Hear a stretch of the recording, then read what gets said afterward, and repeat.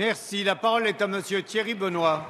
Merci, Monsieur le Président. Tout d'abord, le groupe UDI se réjouit à son tour de la libération de Serge Lazarevitch. Monsieur le Premier ministre, la commission d'enquête sur la réduction du temps de travail vient de rendre ses travaux aujourd'hui.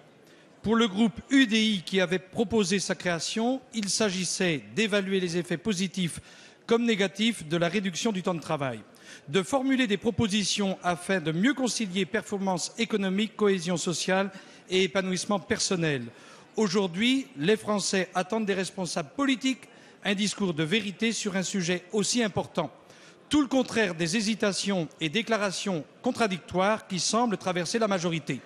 Dois-je vous rappeler, Monsieur le Premier ministre, que c'est vous-même qui proposiez en 2012 de déverrouiller les 35 heures avant d'affirmer dimanche dernier qu'il n'y aurait pas de remise en cause de la durée légale du travail, qu'Emmanuel Macron demandait plus de souplesse pour les entreprises et qu'enfin François Rebsamen disait n'avoir aucun tabou sur l'assouplissement du temps de travail.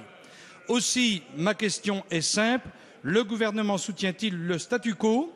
Ou est-il prêt à avancer des propositions pour réconcilier les objectifs de compétitivité économique avec ceux du bien-être des travailleurs et de l'équilibre et du retour à l'équilibre des comptes publics?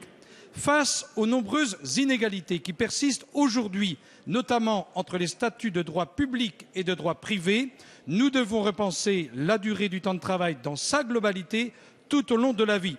Proposer une réforme d'envergure qui permette de prendre en compte le temps de travail, les congés, les stages, la formation et la retraite. Renforcer également les passerelles entre les secteurs publics et les secteurs privés.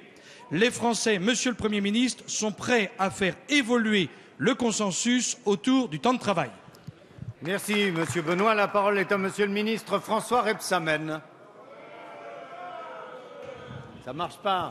Merci, Monsieur le Président, Mesdames, Messieurs les parlementaires, Monsieur le député Thierry Benoît. Je voudrais saluer d'abord le travail que vous avez effectué, mené en tant que président de cette commission d'enquête sur le temps de travail avec votre collègue rapporteur Barbara Romagnan. Ça fait partie intégralement du rôle du Parlement que d'évaluer et de vérifier l'application des lois. Vous m'avez d'ailleurs auditionné, vous l'avez rappelé, dans un esprit très constructif. Je voudrais dire ici que la loi des 35 heures, adoptée sous le gouvernement de Lionel Jospin, est une grande loi, une belle avancée sociale qui a marqué notre pays et qui a permis de créer de l'emploi. Je crois d'ailleurs savoir que dans votre rapport, c'est 350 000 emplois créés qui apparaissent à l'issue de vos travaux. La réforme des 35 heures se situe, que vous le vouliez ou non, dans une tendance historique profonde. Elle est aujourd'hui ancrée dans notre société.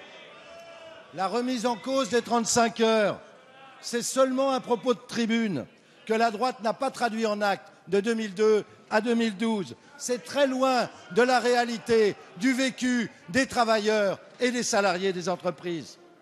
Comme l'a réaffirmé le Premier ministre dimanche dernier, comme j'ai eu l'occasion de le dire devant votre commission, il n'y aura pas de remise en cause des 35 heures, durée légale du travail. Le vrai sujet dont nous devons collectivement nous préoccuper aujourd'hui, c'est la qualité du travail, c'est la qualité au travail, c'est les conditions de travail. Et sur ce sujet, j'attends qu'avec les partenaires sociaux, nous sachions nous rassembler.